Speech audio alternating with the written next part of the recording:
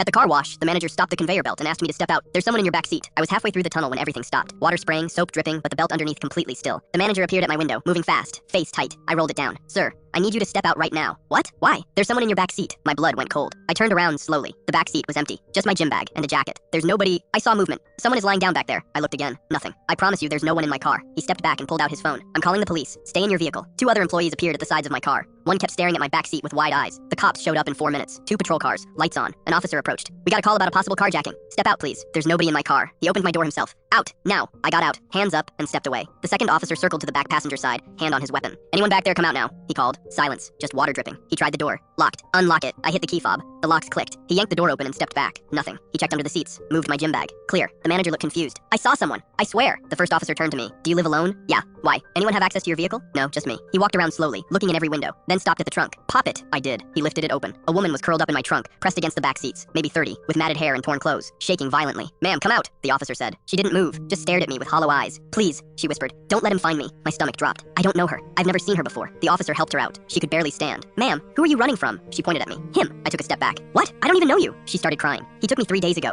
kept me in his basement. I finally escaped last night when he left the door unlocked. I hid in his trunk while he was sleeping. The officer's hand went to his weapon again, and suddenly both cops were looking at me like I was a monster. Officer, I have no idea what she's talking about. Check my house. Check everything. I've never seen this woman. The second officer moved toward me. Sir, turn around and put your hands behind your back. This is crazy. I didn't do anything. That's when the woman collapsed. Just dropped to the ground, like someone cut her strings. The officer called for an ambulance immediately, then cuffed me anyway. I sat in the back of the patrol car while paramedics worked on her, my mind spinning. At the station, they separated us, put me in an interrogation room and left me there for 2 hours. Finally, a detective came in. He sat down across from me and slid a folder onto the table. Mr. Hayes, we ran her fingerprints, and her name is Denise Rothman. She's been missing for 6 months. There's an active investigation. I exhaled. So you believe me now? He shook his head. She's been telling us details. Things about your house, your basement, things she shouldn't know unless she'd been there. That's impossible. He opened the folder and showed me a photo. My house. My actual house. She described the layout perfectly, including a room in your basement that isn't on the original floor plans. I went numb. I bought that house 8 months ago. I've never even been in the basement. The previous owner sealed it off because of water damage. The detective's face changed. Who was the previous owner? I don't know his name. The sale went through in a state. He died right before I bought it. The detective stood up fast. What was the address? I told him. He left the room at a run. I heard him shouting to other officers. Heard phones ringing. Heard footsteps everywhere. 3 hours later, they let me go. They opened my basement, found a sealed room behind a false wall, found evidence of 6 other women. The previous owner had been holding them there for years. When he died, Denise was still alive, trapped in that room with no way out. She'd been surviving on rainwater leaking through the foundation. When I bought the house, she must have heard me moving around upstairs.